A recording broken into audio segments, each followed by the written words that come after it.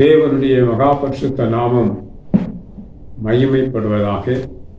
இந்த அருமையான சந்தர்ப்பத்தை தேவன் நமக்கு கொடுத்தபடினால் தேவனின் நன்றியுள்ள இதயத்தோடு நான் அடியேன் சோத்தரிக்கிறேன். எனக்கு அன்பானவர்களே, இன்னைக்கு பார்க்க வேண்டிய ஒரு வாக்கியம் ஒன்று சங்கீதத்தில் 55:13 வசனத்தை நாம் படிக்க கேட்கலாம். எனக்கு சமமான மனுஷனும் என் வழிகாட்டியும் என் தோழனுமாகிய நீயே அவன். இதுல நாம் பார்க்கிறோம் தேவனுடைய நாம் மகிமைப்படுவதாக. எனக்கு சமமான மனிதனும் என் வழிகாட்டியும் என் தோழனும் நீ என்று சொல்லியிருக்கிறார். இதுல என்ன நாம் எடுத்துக்கொள்கிறோம்? எல்லாவற்றையும் பார்க்க வேண்டாம். எனக்கு வழிகாட்டி என்று சொல்கிறார். அடுத்தபடியாக என் தோழன் என்று சொல்கிறார். அடுத்து நீ என்று சொல்கிறார். 3 வார்த்தைகளை நாம் குறித்து பார்க்கலாம். இயேசு கிறிஸ்து சொல்கிறார், நானே உனக்கு வழியும் சத்தியமும் ஜீவனமாயிருக்கிறேன். நானே வழியும் சத்தியம் ஜீவனமாயிருக்கிறேன் சொல்கிறார். அன்பானவர்களே, தாவீதுக்கு இருந்த வெளிப்படுத்தல பாருங்க. அவர் சொல்கிறார், எனக்கு வழிகாட்டியும் அடுத்தபடியாக என் தோழனும் நீ என்று சொல்கிறார். நீ என்றால் என்னை அல்லாமல் வேறு தேவர்கள் உனக்கு இல்லை என்பதுதான் அர்த்தம். அல்லேலூயா. இஸ்ரவேல் ஜனங்களுக்கு பார்த்து சொல்கிறார், என்னை அல்லாமல் வேறு தேவர்கள் உனக்கு இல்லை. அதான் நீ என்று சொல்கிறார். அன்பானவர்களே, இந்த இடத்துல தாவீது என்ன சொல்கிறார் பாருங்க. நீ என்று சொல்லுகிறார். நீ என்றால் உரிமைக்குரியவர். உண்மை அல்லாமல் எனக்கு வேறு தேவர்கள் இல்லை என்று தாவீது சொல்கிறார். நீ என்றால் உரிமைக்குரியவர். நீதான் எனக்கு தஞ்சம். உண்மை அல்லாமல் நான் எங்கே போவேன்? இதுதான் பேதுரு சொல்கிறார். நித்திய ஜீவ வசனம், ஜீவ வார்த்தை உம்மிடத்தில் உண்டே, நான் எங்கே போவேன்? அன்பானவர்களே, நித்திய ஜீவ வார்த்தை தேவனிடத்தில் உண்டு. அந்த தேவனை பாருங்க, நீ என்று சொல்லத்தக்கதான விதத்தில் தேவனோடு உள்ள நெருங்கிய ஐக்கியத்தை தாவீது உண்டாக்கி கொண்டார். நீ நம்மிடத்தில் ஒருவர் நெருங்கி பழகினால் அவரை நாம் நீ என்று சொல்லலாம். நெருங்கி பழகாதவர்களை நீ என்று சொல்வது அது சரியாகாது. நீங்க என்றுதான் சொல்ல முடியும். நெருங்கி பழகினவர்களுக்கு தான் நீ என்று சொல்லணும். நீ என்றால் ஒருவராய் ஒரு மனதோடு ஐக்கியமாய் இருக்கிறவனை பார்த்துதான் நீ என்று சொல்ல முடியும். நீங்கள் என்று சொன்னால் அவர்களுக்கு நமக்கும் அவர்கள் என்னை புரிந்து கொள்ளவில்லை. அந்த இடத்துல நீ என்று சொன்ன என்ன மரியாதை இல்லாமல் நீன்னு சொல்றான் அந்த ஆளு அப்படி என்று சொல்வார். நீ என்றால் உரிமைக்குரியவன். நீ என்றால் எனக்கு நம்பிக்கைக்குரியவர். இதைதான் தாவீது சொல்றார். நீயே எனக்கு வழிகாட்டி, எனக்கு தோழன், நீயே என்று சொல்றார். அல்லேலூயா. அன்பான தேவ ஜனமே, தாவீதுக்கு ஒரு வழிகாட்டியை தேவன் ஏற்படுத்தியிருக்கிறார். அவரே ஏற்பாடாயிருக்கிறார். தாவீதுக்கு வழிகாட்டி ஆண்டவர் தான். நானே எல்லாவற்றையும் பார்த்து கொண்டேன் என்று தாவீது சொல்லவில்லை. அவன் அடைந்ததும் கற்றுக்கொண்டது எல்லாம் அவனுடைய புயபலம் என்று தாவீது சொல்லவில்லை. அவர் சொல்றார், நீதான் எனக்கு வழி, என் வழிகாட்டி நீங்க தான். இந்த வனாந்திரத்தில் வழிகாட்டி நீதான். உண்மை தவிர வேறு யாரையும் நான் சார மாட்டேன். காரணம் என்ன? ஒன்றும் இல்லாமல் இருக்கிற தாவீதை சாமுவேலை அனுப்பி தேவன் அபிஷேகம் பண்ணுகிறார். அல்லேலூயா. தேவன் அபிஷேகம் பண்ணுகிறார். ஒன்றுமில்லாதவன் தாவீதுடைய தகப்பன் ஒரு மகனையா கூப்பிட்டு காண்பிக்கிறார். மீதெல்லாம் அங்க இருக்கிறாங்க யுத்த களத்துல. நீங்க கேட்கிற ஆடு அங்க ஆடு மேய்ச்சிக்கிட்டு இருப்பான். ஒருவேளை போய் பாருங்க அப்படின்னு. இங்க இருந்து அங்க போனா தேவன் சொன்ன நபர் தாவீது தான். பாருங்க, இங்க வா, நான் உன்னை ராஜாவா அபிஷேகம் பண்ண வேணும்னு சொல்லி தனிமையை வேற எங்கேயும் கூட்டிட்டு போல அதே இடத்துல குறித்த நேரத்துல அவனை அபிஷேகம் பண்ணி இஸ்ரவேலின் ராஜாவாகி தாவீது என்று சாமுவேல் அறிவிக்கிறார். Price the Lord. இந்த தேவன் இந்த உள்ள சதா காலங்களிலும் நம்முடைய தேவன். அருமையானவர்களே, அவர் குடும்பத்திலே தாவீது நீசனாயிருந்தார். மதிக்கத்தகாதவன், யாராலும் கனப்படுத்தப்படாதவன். அந்த இடத்துல தாவீதை தேவன் தெரிந்து கொண்டு தேவன் சொன்னது போல அவர் அபிஷேகம் பண்ணி தாவீதை ராஜா என்று சாமுவேல் தீர்க்கதரிசி அழைத்திருக்கிறார். அவர்தான் சொல்லுகிறார், என் தோழன், என் வழிகாட்டியும் என் தோழனும் நீங்க தான் என்று சொல்றார். அல்லேலூயா. நீங்கள் என்று சொன்னது வேற, நீ. இந்த தமிழக வேதாகமத்தில் இருக்கிற டிரான்ஸ்லேஷன் படி பார்க்கலாம். நீ என்றால் உரிமைக்குரியவர். அவர் உரிமையோடு தேவனை பார்த்து சொல்ல, நீயே. அன்பான தேவ ஜனமே, தேவனுடைய ஊழியக்காரரே, தேவனிடத்தில் நெருங்கி நாம் பழக வேண்டும்.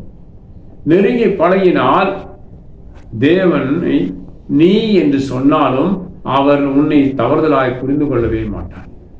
சரி, தேவனிடத்தில் நெருங்கி பழக வேண்டுமானால் அதுக்கு என்ன காரணம்? நெருங்கி பழகுவதற்கு என்ன தேவை? உபாகமம் 5ஆம் அதிகாரத்தில் சொல்லப்பட்டிருக்கிறது பிரமாணங்கள், 10 கட்டளைகள்.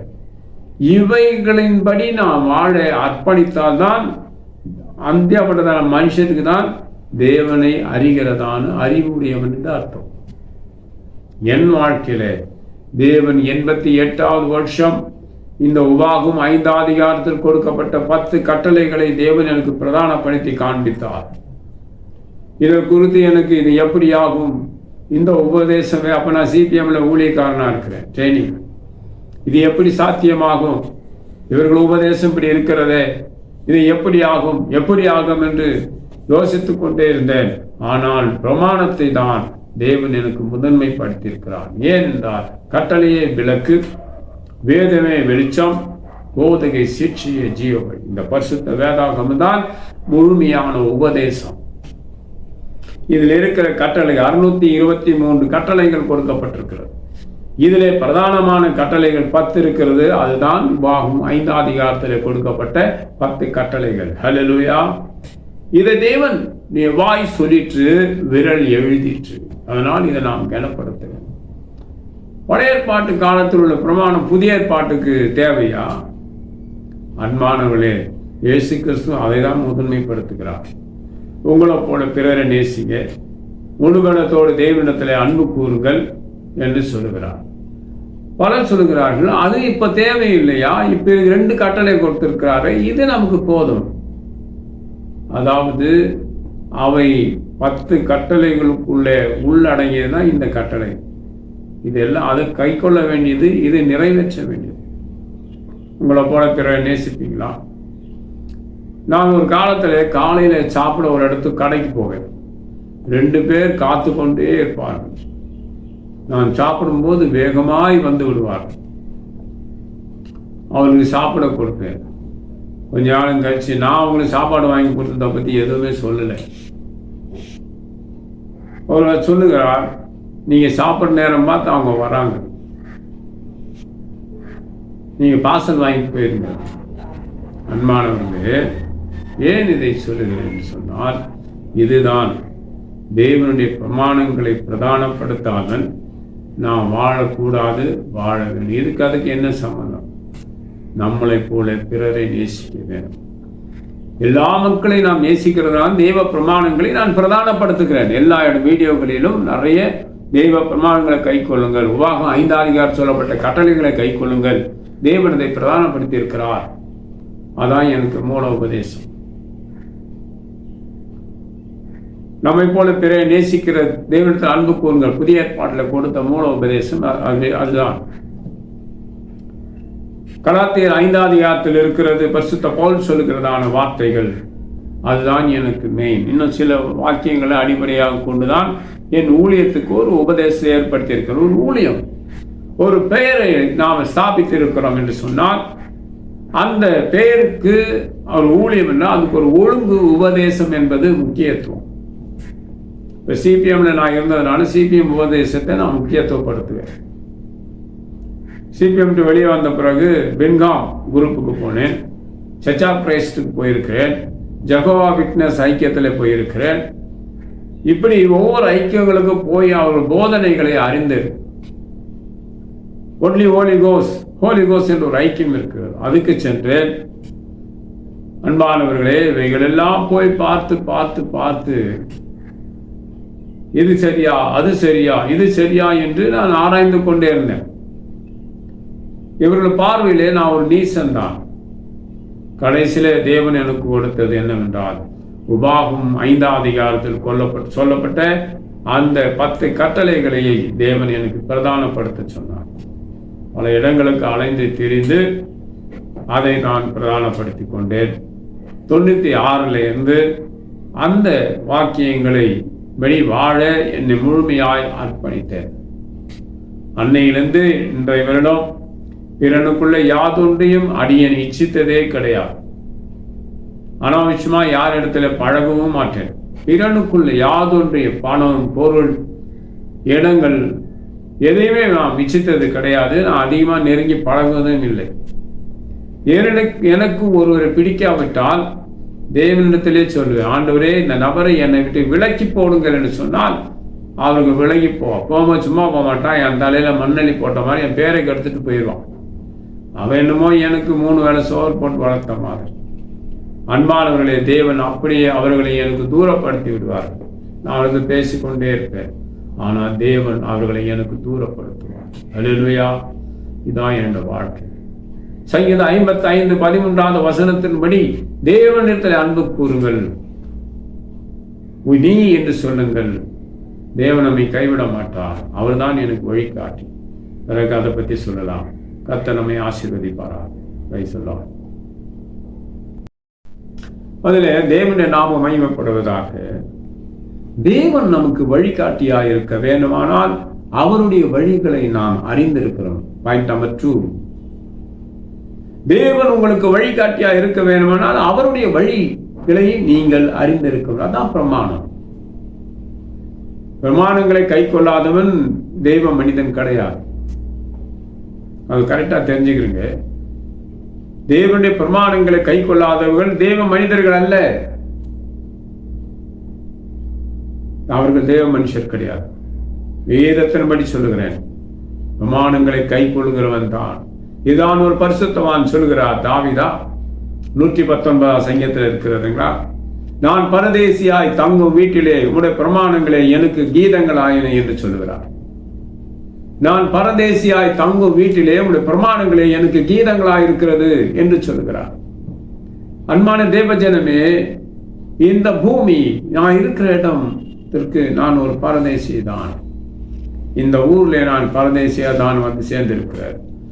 எனக்கு ஆதரவானவர்கள் ஒருவரும் இல்லை. எனக்கு ஆதரவானவர்கள் ஒருவரும் இல்லை. பாருங்கள், பரதேசி இன்றைக்கு இங்கே இருப்பான், நாளைக்கு வேறு இடத்துல இருப்பான். நிரந்தரமான இடம் எனக்கு கிடையாது. தேவன் எனக்கு எங்கே காண்பிக்கிறாரோ நான் அங்கே போய் கொண்டே இருக்கேன். இப்ப இந்த ஊர்ல நான் ஒரு பரதேசி தான். திருநெல்வேலியில நான் ஒரு பரதேசியாய் வாழ்ந்தேன். பாலங்கோட்டையில ஒரு பரதேசியாய் வாழ்ந்தேன். அவளுடைய பிரமாணங்கள் தான் எனக்கு கீதங்களாக இருந்தது. எந்த மனிதனையும் நான் சார்ந்து வாழ்ந்ததில்லை.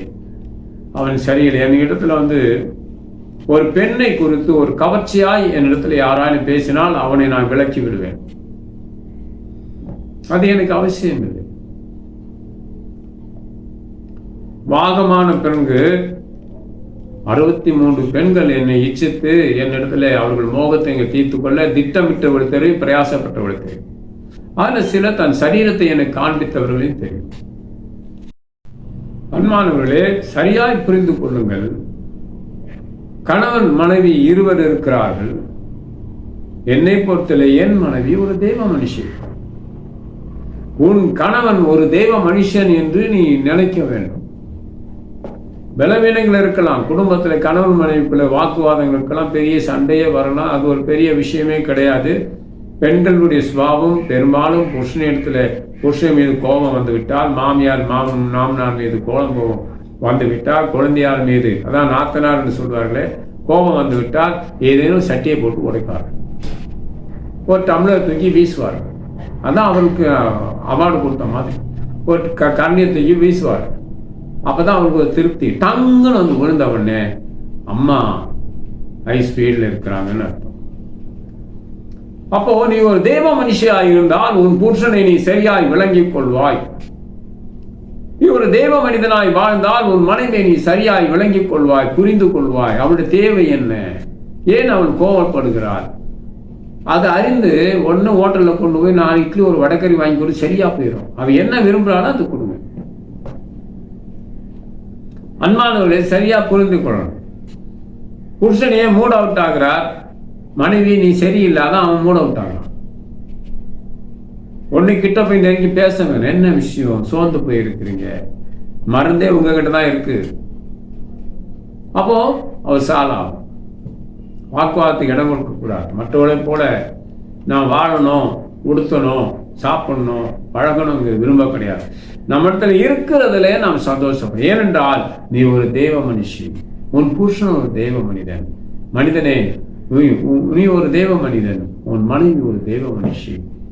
அவளை நீ சரியாய் பார்த்து கொள்ள வேண்டும். வாக்குவாதங்களுக்கு இடம் கொடுக்க வேண்டாம். தேவைகள் நிறைய இருக்கிறது. 1 லட்ச ரூபாய் சம்பளம் வாங்குறோம், அவன் 80,000 பட்டு புடவை உடுத்தினா அவங்களுக்கு தகுதி இருக்க உடுத்துறாங்க. அப்படி உடுத்தினா கூட அவங்களுக்கு பார்க்க சைக்கவே தெரியாது, ஜிசி பொம்மை மாதிரி தான் இருப்பாங்க சிலர் பட்டு உடுத்தினா. ஒரு கஷ்டம் ஏழ்மையான வாழ்க்கையாக தேவ மனுஷி ஒரு 450-600 ரூபாய் ஒரு பூனை சேரியை வாங்கி உடுத்து உங்களுக்கு லட்சணமா இருக்கும். பட்டு வாங்கி உடுத்தி நடக்க தெரியாம நடந்து பரக் பரக் பரக்குன்னு பராக் ராணி மாதிரி நடந்த ஆட்களே எனக்கு தெரியும். ஒரு சாதாரண ஒரு பூனை சேரியை வாங்கி உடுத்தினால் சில பெண்களுக்கு மிகவும் அழகாக இருப்பார்கள், அந்தஸ்தோடு இருப்பார்கள். இதுதான் ஒரு பூனை சேரி அழகா இருந்தா அது போதும். பட்டு உடுத்தணும்னு ஆசை வேண்டாம். பட்டு உடுத்துவதனால என்ன கிடைக்க போகுது? அது வெயிட் ஜாஸ்தி, பூனை சேரி வெயிட் கம்மி. அன்பானவர்களே, இவைகள் அல்ல.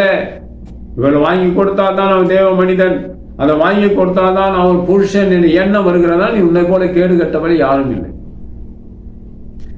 மனைவிக்கு இவையெல்லாம் வாங்கி ஒரு சாதாரண முறையில கூட மனைவியை அனுசரித்து அவருக்கு வேண்டிய சின்ன உதவி கூட செய்யாமல் இருந்தால் நீ தேவ மனுஷனையும் கிடையாது, புருஷனா இருக்க லாய்க்கும் இல்லை. அதை நாம் அனுசரித்து போகணும். அறிஞான தேவ ஜனமே, நீங்கள் தேவ மனுஷர்களா இருக்கிறீர்கள். உங்கள் மனைவி தேவ மனுஷியா இருக்கிறார். நீங்கள் அதை புரிந்து கொண்டு ஒருவருக்கொருவர், இவன் கணவன் தேவ மனிதன், என் மனைவி தேவ மனுஷியா இருக்கிறார், அதுதான் உங்களுக்கு தேவை. அப்படி வாழ்ந்து இருப்பது நல்லது. அப்போ தேவனுடைய வழிகாட்டுதல் நமக்கு தேவைப்படுகிறது. தேவன் என்னோட வாழ்க்கையில வழிகாட்டுகிறார். இங்கே போ, அங்கே போ, இங்கே நில், அந்த இடத்துக்கு போ, இந்த இடத்துக்கு போ என்று சொல்வார். நான் அந்த இடத்துல செல்லுவேன். அங்க உள்ளதை அறிந்து கொண்டு நான் தேவனிடத்தில் சொல்வேன், இங்கே சென்றேன், இவன் என்னை கீழ்த்தரமாக இடை போட்டு விட்டான், இவன் ஒரு அலர்ச்செடியா இருக்கிறான், இவன் ஒரு அலர்ச்செடியா இருக்கிறான், என்னை புரிந்து கொள்ளவில்லை, ஆண்டவரே இவன் கீழ்த்தரமான புத்தி உள்ளவனாக இருக்கிறான். ஒரு கலசம் தண்ணீரை கொடுத்து விட்டு 9 பேர்கிட்ட சொல்ற ஆட்கள் இருக்கிறான். ஒவ்வொரு இடத்துல போய் அவர்களை பற்றி அறிந்து ஆண்டவர்கிட்ட சொல்லிட்டு விடுவேன். பாளையங்கோட்டையில் நான் இருக்கும்போது ஜபிக்கலாம் என்று ஒரு 12:30 மணிக்கு உட்கார போகிறேன், வீடெல்லாம் சுத்தம் பண்ணி விட்டு. அந்த நேரம் பார்த்து ஒரு தேவனுடைய தூதனானவர் என் வீட்டுக்குள்ள வந்தார். இதுக்கு சர்வவல்லமையுள்ள தேவன் சாட்சியா இருக்கிறார். அநேருக்கு அந்த அனுபவம் கிடையாது. தேவ தூதன் வந்து பேதுருவோடு பேசுகிறதை புரிந்து கொள்ளவில்லை, பவுலோடு பேசுகிறதை புரிந்து கொள்ளவில்லை, ஆபிரகாமோடு பேசினதை புரிந்து கொள்ளவில்லை, மனோவோடு பேசுகிறதை புரிந்து கொள்ளவில்லை, யாக்கோபோடு வந்து உறவாடினதை புரிந்து கொள்ளவில்லை. அதுபோல எல்லாரோடும் தேவன் நீங்க ஊழியம் செய்யலாம், பெரிய சபை நடத்தலாம், பெரிய பிரசங்கம் பண்ணலாம். அன்பான்கள் இந்த அனுபவம் வந்து எல்லாருக்கும் இருக்காது. அப்போ ஒரு தேவனுடைய தூதனானவர் என் இடத்துல வந்த உடனே முதல் கேள்வி, ஆண்டவரே, முதல் கேள்வி, நான் அவர் தேவனுடைய தூதன் என்பதை நான் புரிந்து கொண்டேன். அப்ப நான் அவர்கிட்ட சொன்னேன், நான் என்ன செய்வது, இங்க பெரிய பெரிய சபைகள் இருக்கிறத நான் என்ன செய்வது? அவர் சொன்னார், நான் சொல்கிறதை நீ செய் என்று சொன்னார். நான் என்ன சொல்லுங்க, நான் கேட்கிறேன்னு சொன்னேன். காண்கிறவைகளையும் கேட்கிறவைகளையும் கேள்விப்படுகிறவைகளையும் நீ அறிவிக்க வேணும். இதுதான் ஒரு பிரதான வேலை. காண்கிறவைகளையும் கேட்கிறவைகளையும் கேள்விப்படுகிறவைகளையும் அறிவிக்க வேண்டும். அன்பானவர்களே, ஒரு போதகன் இடத்துக்கு செல்வேன், இன்னொரு இடத்துக்கு செல்வேன். அவங்களுடைய பிஹேவியர்ஸ்லாம் எப்படி இருக்கு அறிந்து கொள்வேன். ஒன்று ஆண்டவர்கிட்ட சொல்வேன். பெரிய சபைகள் இருக்கும், அங்கே சாத்தான் இருப்பான், அது அங்கே நடவடிக்கை சரியில்லை, பேயினுடைய அசைவாற்றல் இருக்கிறதேன்னு சொல்வேன். தேவன் நம்மிடம் போகாதேன்னா போக மாட்டேன். தேவன் எந்த இடத்துல வைத்து நம்மோடு உறவாட விரும்புகிறாரோ அந்த இடத்திற்கு நான் போக வேண்டும். அல்லேலூயா. குடும்பத்தை தனிமைப்படுத்தி விட்டார், யாக்கோப்பை தனிமைப்படுத்தி விட்டார். ராமனுடன் ஜெபிக்கிறார், தன் தூதனானவர் வருகிறார், யாக்கோப்போடு பேசுகிறார், அவர் ஆசீர்வதிக்கிறார். இனி நீ யாக்கோப் எனப்படாமல் இஸ்ரவேல் எனப்படுவாய், ஆசீர்வதிக்கிறார். அவர் ஆசீர்வதித்து ஒரு அடையாளம் தேவை. தொடர்ந்து அந்த நரம்பை தோற்றுட்டா அவன் ஹேண்டிகேப்ட் ஆகிட்டான், நொண்டி வருகிறான். உன்னோடு கூட தேவன் உருவாட வேண்டுமானால் அவர் உன்னை தனிமைப்படுத்தி விடுவார். அந்த தூதனானவர் சொன்னதுதான் மிகுதியாக செய்தார். அல்லேலூயா. அன்பான தேவ ஜனமே, நல்ல இடத்துல வளர்ந்தவன், சிபிஎம் ஸ்தாபனத்தில் நல்ல இடத்துல நல்ல பரிசுத்தவான்மத்தில் கற்றுக்கொண்டது. அது எனக்கு கிடைத்ததான் மிகுந்த ஒரு பொக்கிஷம். அங்கு கற்றுக்கொண்டது அடைந்தது ஏராளம். இன்றைக்கு எந்த மனிதனுக்கு இயேசுவினை தேர்ந்தெடுத்து நிறுத்தபடிக்கு எல்லா ஞானத்தோடு புத்தியோடு உபதேசம் பண்ணுகிறோம் என்று அந்த வார்த்தையை சொல்லத்தக்க தகுதியை தேவன் எனக்கு தந்திருக்கிறார். ஒரு மனிதனை எப்படி பரலோகத்துக்கு அனுப்புவதோ, மரண தருவாயில் இருந்தால் யாரை அனுப்ப முடியும்? இதெல்லாம் உங்களுக்கு தெரியுமா? எந்த மனிதனை எந்த மனுஷனை பரலோகத்துக்கு அனுப்பலாம், யாரை அனுப்பக்கூடாது, தகுதியற்றவர்களுக்கு என்ன செய்ய வேண்டும், என்ன மனிதன் செத்தாலும் ஒரு அந்தகாரம் மூடி இருக்கும். அந்தகாரத்தை எப்படி அகற்றுவது என்பதை உங்களுக்கு தெரியுமா? எனக்கு தெரியும். எனக்கு தேவன் கொடுத்த கிருபைதான். தேவன் நம்மை கைவிட மாட்டார். தேவனுடைய வழிகளை நீங்கள் அறிந்தால் தேவன் உனக்கு வழியை காண்பிப்பார். இதான் தாவீது சொல்கிறான், என் வழிகாட்டி, என் தோழன் நீங்க தான் ஐயா. தேவனோட ஒரு தோழன் உலகத்துல ஒருவனே இருக்க மாட்டான். தேவனுடைய ஒரு தோழி உலகத்தில் எவனும் இருக்க மாட்டான். தேவனை நம்பி வாழுங்கள், தேவன் உங்களுக்கு உதவி செய்வார். Praise the Lord. God bless you. தேவனுடைய நாம மகிமைப்படுவதா. எனக்கு அதுதான், இங்கே போ, இங்கே வா, அங்கே செல், அவள் ஆலோசனைப்படிதான் போக, இங்கே போகாது என்றால் போக மாட்டேன். அவளிடத்தில் பழக வேண்டாம் என்றால் நான் பழகுவது கிடையாது. என் பேரை கெடுக்கிறார்கள் என்று எனக்கு தெரிந்து நான் போக மாட்டேன். ஆண்டவரே, நீ அந்த இடத்துக்கு செல்லாது என்றால் நான் செல்ல மாட்டேன். அன்பானவர்களே, ஒரு உண்மையை சொல்கிறேன், அதுக்கு சர்வவல்லமையுள்ள தேவன் அதுக்கு சாட்சியா இருக்கிறார். என்னோட மாம்ச கண்களாலே சர்வவல்லமையுள்ள தேவனை நான் நேரடியா பார்த்திருக்கிறேன். நேரடியா அவர் பார்க்கிற பாக்கியத்தை எனக்கு தந்தார், அவரோட பேசுகிற பாக்கியத்தை எனக்கு தந்தார், அவர் சத்தத்தை கேட்கிறதான பாக்கியம் எனக்கு கிடைக்கிறது. யாருக்கு கர்த்தருடைய புயம் வெளிப்படும்? அன்பானவர்களே, அவர் எப்படி இருப்பார் தெரியுமா உங்களுக்கு? வரைபடத்தில் கொண்டு வர முடியாது. அவர் ஒருவரும் சேரக்கூடாது. ஒளியில இருக்கிறவர் உனக்கு அவரை காண்பிக்க அவர் சித்தமானால் அவர் இறங்கி உனக்கு முன்பே வந்து விடாதான் மோசைக்கு நடந்தது. மோசைக்கு ஒரு பகுதி அவர் காண்பிக்கும்படி அவர் தன்னை வல்லமையை குறைத்து கொண்டு அவர் வந்தார். அவருடைய வார்த்தை பர்வதங்களை விளக்கும், பின்மானை ஈனம்படி செய்யும். அப்படியேப்பட்டதான தேவன் நம்மை சந்திக்க வேண்டும், நம்மோடு உறவாட வேண்டும், நம்மோடு பேச வேண்டும், அவர் சாயலை நமக்கு காண்பிக்க வேண்டும் என்றால் அவருடைய இரக்கம் நமக்கு தேவைப்படுகிறது. 4 முறை என் மாம்ச கண்களால் ஆண்டவரை பார்த்திருக்கிறேன். அப்படியானால் ஆஸ்தியும் ஐஸ்வர்யம் எனக்கு வேண்டுமா? தேவனை பார்த்தது நல்ல விஷயம் தான். உங்கள்கிட்ட பணம் இருக்கா, பொருட்கள் இருக்கா, சொத்து இருக்கா? அன்பானவர்களே, ஆண்டவர் பார்த்தா இவெல்லாம் வந்துருமா? பழைய ஏற்பாட்டு காலத்தில் தேவனோடு இருந்த தீர்க்கதரிசிகள் இருந்தார். யார் சொத்து வைத்து வாழ்ந்தார்கள், யார் பணத்தை மூட்டை கட்டி கொண்டு வாழ்ந்தார்கள்? ஆராய்ந்து பாருங்கள். எல்லோரும் இல்லை. இயேசு கிறிஸ்து பணத்தை தலையில பாக்கெட்ல போட்டுட்டு அலையில அவர் ஒரு இடத்துல கொடுத்து விட்டா வச்சுக்கோ. அதிகமா பணம்லாம் ஒன்றும் கிடையாது. வரி கட்டவே பணம் இல்லை. மீனை பிடிச்சு பாரு, மீன் வாயில பணம் இருக்கு. அப்படிதான் ஆண்டவர் வாழ்ந்தார். சீசர்களுக்கு செல்வந்தர்களாய் வாழ வேண்டும், நீங்கள் பணக்காரர்களாய் மாறுவதற்கு உபாய தந்திரங்களை ஆண்டவராய் இயேசு கிறிஸ்து சீசர்களுக்கு சொல்லிக் கொடுத்ததா? இல்லை. நீங்கள் அறிந்திருந்தால் சொல்லுங்கள். என்னோட மாம்ச கண்களால் என் தேவனை பார்த்திருக்கிறேன். அன்பானவர்களே, தேவன் எனக்கு போதும். அவரை விட உயர்ந்தவர் ஒருவரும் இல்லை. அவரை சார்ந்து வாழ்ந்தால் போதும். என்னிடத்தில் வெள்ளியும் இல்லை, பொன்னும் இல்லை. என்னிடத்தில் இருந்ததெல்லாம் என் தேவன் என்னை கண்காணிக்கிறார். தேவனுடைய பார்வைகள் என் மேலே இருக்கிறது. என் சத்தம் என் செவியில கேட்கிறது. அவருடைய சத்தம் என் செவியில கேட்கிறது. இது எனக்கு கொடுத்த பெரிய பாக்கியம். உங்களுக்கு அந்த அனுபவம் இல்லைன்னா அதுக்கு நாம் காரணம். என் மேலே தேவன் வைத்த இரக்கம். ஊழியங்கள் பலவிதமாக உயர்வாக செய்யலாம். தேவன் உனக்கு முன்பு நிற்க சித்தமா இருக்கிறாரா? அது எல்லாருக்கும் கிடையாது. நான் நீசன், நான் தனிமையா வாழ்ந்து கொண்டு இருக்கிறேன். இந்த ஊருக்கு நான் தனிமையா இருக்கிறேன். எனக்கு ஆதரவானவர்கள் யாருமே இல்லை. தேவன் ஒருவர் தான். எனக்கு தெரியும், எனக்கு தீங்கி பேசினவர்கள் உயிரோடு இருக்க மாட்டார்கள் என்று தெரியும். அவனை போட்டு தள்ள வேண்டும், அவனை கொன்றுவிட வேண்டும், நீங்கள் அடியுங்கள், அவனுக்கு ஆதரவு இல்லை அப்படின்னு சொல்ல ஆண்களின் தெரியும், பெண்களை தெரியும். அவர்களுக்கு சடுதியிலே சகாயம் வராது. காலம் வரும்போது செய்யும். அன்பானவர்களே, தேவன் நம்மோடு இருந்தால் போதும். தேவ பிரமாணங்களில் நடந்தால் போதும்.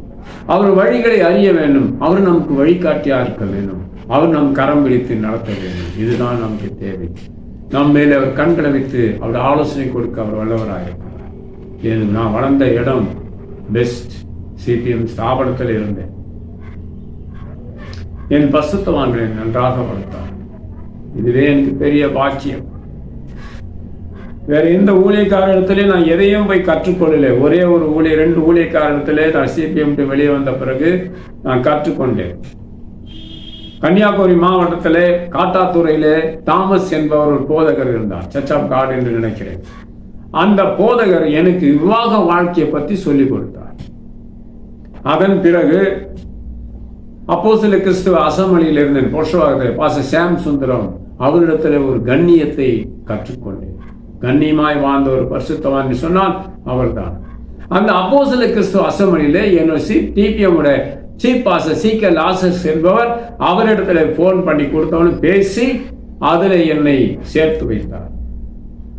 இதுவரை எந்த சீஃப் பாஸ்டரும் ஒரு ஊழியக்காரனுக்காக இன்னொரு ஸ்தாபனத்தில் பேசி சேர்த்ததாக நிறைய கிடையாது. அவரே சொன்னார், சீஃப் பாஸ்டே உங்களுக்கு ரெக்கமெண்டேஷன் பண்ணுகிறார். அவர் சொன்னார், பாஸ்டர் சேம் சுந்தரம் அவர்கள் உங்களை இன்னும் 6 மாதம் ஜோனல் பாஸ்டா போடும். அதுக்கு ஒரு சிக்கல் வந்துவிட்டு அவர் கூட இருந்தவர்கள் சொன்னார்கள், ஐயாவுக்கு அடிக்கடி சுகவீனமாக வந்துடுது, அவருடைய ஸ்தானத்தில் வைத்து நின்று இதெல்லாம் கவனிப்பதற்கு யாராலும் தேவை, ஜோமன். அப்ப தாமஸ் ராஜ் என்று சொன்னார் ஆண்டவர். உடனே அவர்கிட்ட போய் சொன்னார்கள். அவருடனே டைரியில எழுதிட்டார். அதை பலருக்கு பிடிக்கவில்லை. அங்கே செல்லையா என்பவர் இருந்தார், பத்ரோஸ் என்பவர் இருந்தார், டானி என்பவர் இருந்தார், இன்னும் சிலர்லாம் இருக்கிறார்கள். அன்பானவர்களே, அந்த ஸ்தானத்திலே தன்னை வைப்பதற்கு ரொம்ப பிரயாசப்படுகிறார்கள். ஆனால் தாமஸ் ராஜ் என்று என்னிடத்தில் சொன்ன உடனே அவர்களிடத்துல தான் சொன்னேன். அவர்கள் போய் அங்கு சொல்லிவிட்டார். அங்கிருந்து வந்து பாஸ்டர் தாமஸ் ராஜ் இடத்துல பாஸ்டர் சேம் சுந்தரம் அவர்களின் ஸ்தானத்திலே தேவன் உங்களை வைக்க போறதாக எனக்கு தேவன் அறிவித்திருக்கிறார். அவரிடத்திலும் சொல்லிவிட்டேன். அல்லேலூயா. இதனால எனக்கு பிரச்சனை வந்தது. அங்கே அதோடு அந்த இடத்தை விட்டு சொல்லிவிட்டு வந்து விட்டேன். ஏன்னா ஏசிய ஸ்தாபனத்தில் எனக்கு ஒரு நல்ல இடம் கிடைத்தது. அன்பானவர்களே, வழிகாட்டி ஆண்டவர் தான். நமக்கா பேச யாரையும் தேர்ந்தெடுப்பார். தேவன் நம்மை கைவிட மாட்டார். நிறைய ஃபெல்லோஷிப்புகள் நடக்குது. எல்லாவற்றையும் நான் ஐக்கியமாய்ப்படுவதில்லை. இப்போ வந்திருக்கிற இடத்துல 3 ஃபெல்லோஷிப் நான் அதை பிரதானப்படுத்துவேன். ஒன்று லோக்கல் ஃபெல்லோஷிப், அடுத்தது சினாட், 3வது செஃபி. ஏற்கனவே செஃபியில் இருக்கிறேன், சினாட்ல இருக்கிற மெம்பர்ஷிப். அங்கே பாளையங்கோடு லோக்கல் ஃபெல்லோஷிப்ல மெம்பர். என் ஐடி கார்டு இன்னும் என் கையில் இருக்கிறது. 3 வருடத்துக்கு ஒரு தடவை மாற்றுவாங்க. இப்போ இங்கே வந்த பிறகு லோக்கல் ஃபெல்லோஷிப் எனக்கு தேவை. அதெல்லாம் எனக்கு வேணும். இந்த 3 ஃபெல்லோஷிப் தான் எனக்கு உரிமைக்குரியது. இது எனக்கு போதும். மற்றவங்களெல்லாம் சைன் ஃப்ரீயாக இருந்தால் போகலாம். அவங்க ஃபெல்லோஷிப்பில் ஒன்றா அந்த மெம்பரில் நான் வச்சுக்க மாட்டேன். டைம் ஃப்ரீயாக இருந்தால் போகலாம். என்ன இருக்கு, எங்கே போனாலும் காக்கா வரட்டும். அல்லேலூயா. ஒரு அபிஷேகம் இருக்காது, ஒரு வல்லமை இருக்காது, ஒரு புதுப்பித்தல் இருக்காது, ஒரு பலன் இருக்காது. அவன் நம்மளை நாய் என்று சொன்னால் நாயாயிட முடியுமா? என்னை பேய் என்று சொன்னால் நான் பேயாக முடியுமா? எனக்கு ஒரு தகுதி இருக்கிறது. மற்றவங்க மாதிரி ஊழவுதாரர்களும் இல்லை.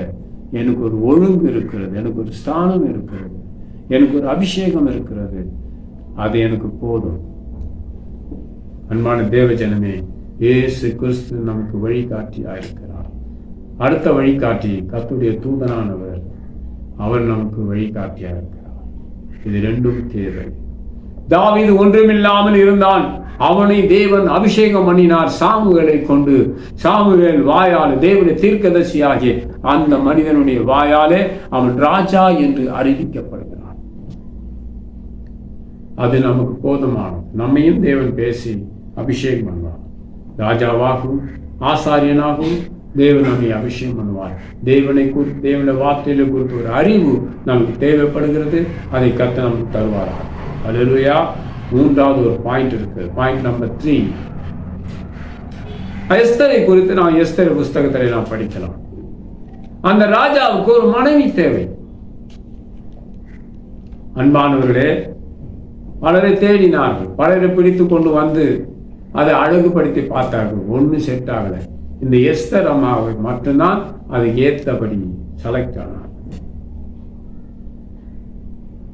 அந்த அம்மாவை தான் ராஜாத்தியாக தேவன் மாற்றினார். 127 நாடுகளை ஆண்ட எஸ்தர் ராஜாத்தி ஒன்றும் இல்லாமையிலே அவர் தேர்ந்தெடுக்கப்பட்டால் அந்த அம்மா மீது தேவன் வைத்த இரக்கம், அன்பானவர்களே, தேவனுடைய இரக்கம் நம் மீது இருக்கிறது. அது நமக்கு போதும்.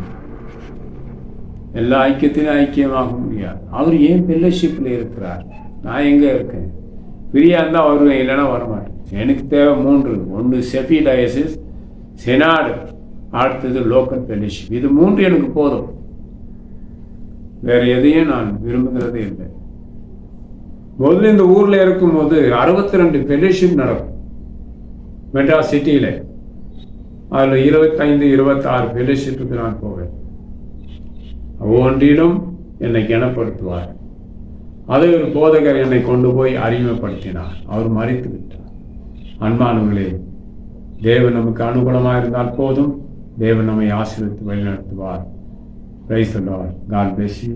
கர்த்தர் யாவரையும் ஆசீர்வதிப்பார். Praise the Lord. விஷயம் தெரியுங்களா? எஸ்தருக்கு அழகும் இல்லை, சௌந்தரியமும் இல்லை. அவர் தேவனுடைய இரக்கம் அவர் மேல் பட்டவுடனே அவர் அழகுள்ளவளும் சௌந்தரியம் உள்ளவளாய் மாறினார். தேவன் அவளுக்கு அழகை தந்தார். அந்த அம்மாவை சௌந்தரியம் உள்ள பெண்ணாய் தேவன் மாற்றினார். ஒருவேளை ஆண்டவராய் இயேசு கிறிஸ்துவை சொந்த ரட்சகராக ஏற்றுக்கொண்ட பிறகு, ஏற்றுக்கொள்வதற்குன்னு ஒரு முகத்தை கண்ணாடியில் நீங்கள் பார்த்துருப்பீர்கள். அந்த கேடானது இருக்கு. எத்தனை மாவை சட்டி சட்டியா போட்டு பூசினாலும் உனக்கு அழகு இருக்காது.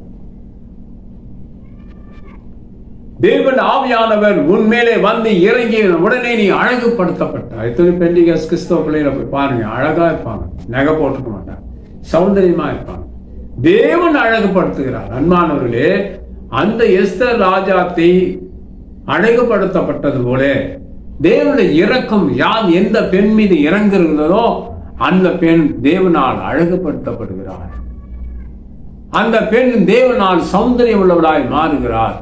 அதன் பிறகு இரக்கத்தை ஆண்டவர் கொடுத்தார். அவளை அங்கு கொண்டு போய் அழகுபடுத்தினார்கள். இருக்கிற எல்லா பெண்களிலும் அழகுள்ளவளும் சௌந்தரியம் உள்ளவளுமாக எஸ்தர் அம்மா மாறினார். அன்பானவர்களே, அந்த ராஜாவினுடைய மனைவியாக பட்டம் சூட்டப்படுகிறார். ராஜேஸ்தர் ராஜாத்தி இந்த 127 நாடுகளை ஆளத்தக்கதான ஒரு தானியை தேவன் எஸ்தர் ராஜாத்தி கொடுப்பார். சாதாரண பெண் தான், சாதாரண பெண்ணு தான். அதை தேவன் அம்மாவை அழகுபடுத்துகிறார். அதிகாரங்களை கொடுக்கிறார், ஆளுகைகளை கொடுக்கிறார்.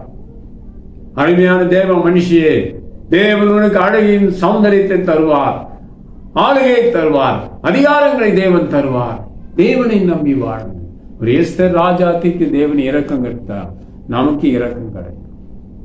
தேவன் நம்மை அழகுபடுத்துவார். வேற ஒன்றும் இல்லை.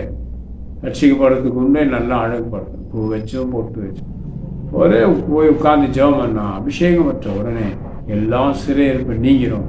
ஆனால் ஒன்றும் இல்லாமே அவர்கள் அழகா இருப்பார். அப்பொழுது சொல்ல புரியுதுங்களா? தேவனை அண்டிக் கொள்ளுங்கள், தேவன் நம்மை கைவிட மாட்டார். ஒன்றுக்கு உதவாத என்னையும் ஆண்டவர் அழைத்தார். ஒன்றுக்கு உதவாத என்னையே தேவன் அழைத்தார். என்னை ஊழியத்துக்கு என்று அபிஷேகம் பண்ணினார்.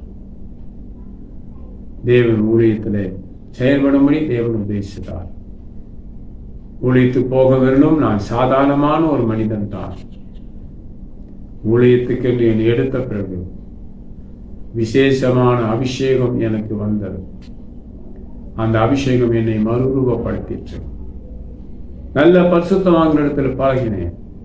அவள் வாழ்க்கையை பார்த்து நான் கற்றுக்கொண்ட அனுபவம் உண்டு. எனக்கு தெரிந்தவர் கேரளாவை சேர்ந்த ஒரு பாஸ்டர், சென்ட்ரல் பாஸ்டர். இங்கன வா மோனே, ஞான் ஒரு வாக்கு பறையன் அப்படின்னு சொன்னா நான் கிட்ட போனேன். அந்த 23 வயதுல நான் அறியக்கூடாததை எனக்கு சொல்லிக் கொடுத்தார். தேவன் அனுமதித்தார். அது காலப்போக்கிலே அது எனக்கு மிகவும் பிரயோஜனமாயிருந்தது. என்னை படித்திருக்க வேண்டும், என்னை தள்ள வேண்டும், என்னை அடிக்க வேண்டும், ஏதேனும் பிரச்சனைகளை என்னை போட வேண்டும், பழியை என் தலையில போட வேண்டும். இப்படி திட்டமிட்ட ஆண்கள் உண்டு, ஜாதிகளும் உண்டு. என் தேவனாய் கர்த்தரே, சர்வநல தேவனை என்னோட மாம்ச கண்களால் பார்த்திருக்கிறேன். அது எனக்கு பெரிய பாக்கியம். எல்லா இடத்துலையும் காணிக்க வாங்க மாட்டேங்க. எல்லா இடத்துலையும் காணிக்க வாங்க மாட்டேன். எது கிடைக்கும்னு அலைய மாட்டேன். தேவன் எனக்கு உதவி செய்வார். அதுக்கு வேண்டிய ஆட்களை கத்து தருவார். இந்த ஊர்ல வந்து உட்கார்ந்துட்டு இருக்கிறேன். தேவன் தருவார். இங்க போகாதே என்று சொன்னார் ஒரு இடத்திற்கு. அந்த இடத்துக்கு நான் போனதே இல்லை. இவ்விடத்தில் பேசாதே என்றால் பேச மாட்டேன். நான் சாதாரண மனுஷனாக இருக்கிறேன். அனாவசியமான நண்பர்கள் கிடையாது. இது 3 ஃபெலோஷிப் தான் எனக்கு. சினாட், அடுத்து செஃபி, அடுத்து லோக்கல் ஃபெலோஷிப். இது 3 தான் எனக்கு பிரதானம். வேறு எதுவுமே எனக்கு பிரதானம் கிடையாது. டைம் பாஸ், போவேன் வருவேன். அதை நம்பி இருக்கவே மாட்டேன். எந்த ஊழியக்காரனிடத்துலேயும் நான் ஐக்கியம் கிடையாது. என் ஃபெலோஷிப்பில் ஒரு மெம்பராக இருக்கிறார். நான் எப்படியா முட்டா போயிடும் உங்க ஐக்கியத்தில் இருக்க முடியும்? டைம் பாஸ், அவ்வளோதான். வீட்டில் சும்மா இருந்தால் வருவேன். எனக்குன்னு ஒரு ஒழுங்கு இருக்கிறது. எல்லா இடத்துலையும் நான் பழக மாட்டேன். எல்லா இடத்துலையும் பழக. நீங்கள் என்கிட்ட ஒரு ஐக்கியம் இருக்கு. உன்னை நம்பி நான் எதில் இறங்குறேன். எனக்கு பிரதான ஃபெலோஷிப் இது 3 தான் எனக்கு இந்த இடத்துல. அன்பானவர்களே, தேவன் நம்மை கைவிட மாட்டார். எனக்காக ஜெபித்துக் கொள்ளுங்கள். இந்த இடத்துல நல்ல ஊழியத்தை செய்ய உதவி செய்யுங்கள். இந்த ஆதரவான மக்களை நீங்கள் தேவனை எழுப்பி தரும்படி ஜெபம் பண்ணுங்கள். தேவன் நம்மை கைவிட மாட்டார். என்னை உருவாக்கி என்னை தன்னோடு அணைத்துக் கொண்டு தன் கரத்தில் வைத்த தேவன் உங்களை அணைத்துக் கொண்டு அவருடைய கரத்தில் வைத்துக் கொள்வார். கர்த்தர் உங்களை ஆசீர்வதிப்பாரார். Praise the Lord. God bless you. ஜெபிக்கலாங்களா? மகா பரிசுத்தமான நல்ல தேவனே, இந்த அருமையான மத்தியான வேளைக்காக நன்றி. ஒரு ஜனங்களோடு பேசத்தக்கதாக கிருபை தகுதியும் கொடுத்ததுக்காக உங்களை நன்றியுள்ள இருதயத்தோடு ஸ்தோத்திரிக்கிறேன். இந்த நாள் முதல் கொண்டு அடுத்த ஞாயிறு சந்திக்கும் வரையிலும் உங்களுடைய ஜனங்களை பாதுகாக்க வேணும். எங்களுக்கு அடியனுக்கு தேவையான நன்மைகளை தாரும். எனக்கு ஆதரவான மக்களை எழுப்பித்தாரும். எனக்கு தீங்கு என்னை அடிக்க சொன்ன அந்த நபர்கள் இல்லாமலே போகட்டும். உங்கள் சித்தம் நிறைவேறிட்டு எங்களை காத்தருளும். கிருபைதாரும். உங்களுக்கு முன்பே உத்தமனாய் நடந்து என்னை காத்துக்கொள்ள கிருபை தந்து வழி நடத்தும். உங்கள் பிரதானங்களை விமானங்களை பிரதானப்படுத்தி வாழ அடியனுக்கு உதவி செய்து பெரிய விஷயம். நான் பரதேசியா தங்குகிற இந்த வீட்டிலே ஒரு பிரமாணங்களை எனக்கு கீதங்களாக இருக்கட்டும். காத்தருளும், வழி நடத்தும், மக்களை ஆசீர்வதித்தருளும். இயேசு கிறிஸ்து மலமன் நாமத்தில் பிதாவே. ஆமென். Praise the Lord. God bless you.